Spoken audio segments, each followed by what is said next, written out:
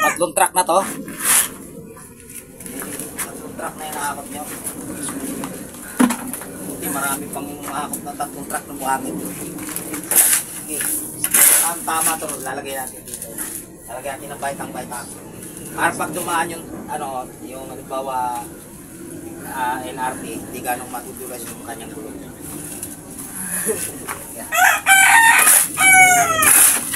Magkano dito tayo sa house and lot natin, pagandahin natin kahit kubo-kubo lang.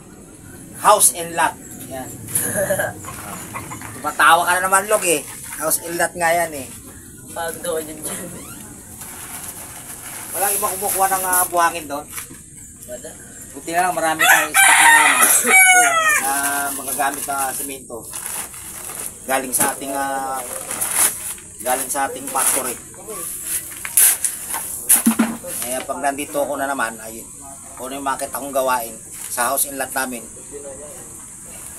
ginagawa ko kagad para maganda tingnan yung aming house and lot. Lagyan natin ng simento. Tatlong truck na to ha. Kailangan kasi matibay, kaya nga lang tatlong truck na buhangin. Uy, tira natin ng konti para meron pa tayo magamit sa susunod. Pagod na. Diba? Pagod ba? Isipin yung pagod. Pinagod ako na dyan. Pinagod ka na dyan? Dami linta. Saan? Layon. Pupusin na kaya natin to. Matabang eh. Nolog. Tabang, tikma mo. Tabang no? Sabi ko sa'yo, matabang eh. Kailangan niya malat-alat na ano, medyo may tamis-tamis eh. Ulam. Okay, sige, umpisa na. Kasi lalagay natin doon para pag dumaan yung gulong ng LRT, hindi ma-slide yung kanyang gulong. Magagandahin natin tong kubo-kubo house and lot.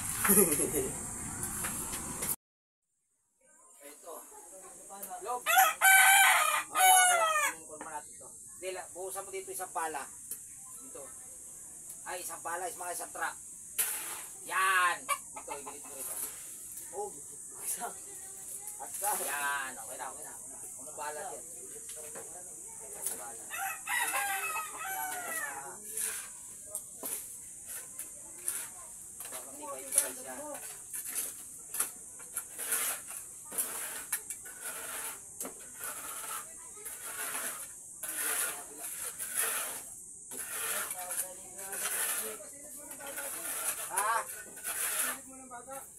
Baka? Kala ko. Nasaan na ba yung ano mo? Yung mochi mo? Kinakabit pa yung panglimang gulong? May panglimang gulong. Very good. Ibig sabihin, 5 ligid.